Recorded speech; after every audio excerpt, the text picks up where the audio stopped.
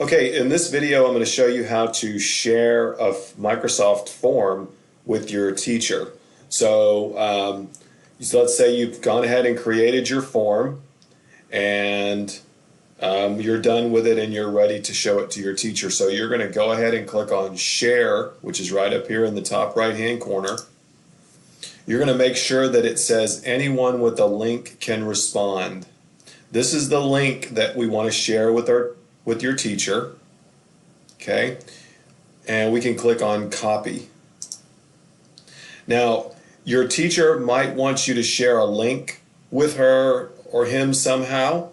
And if that's the case, you can just copy the link by clicking copy and then right click and paste that link wherever your teacher wants you to.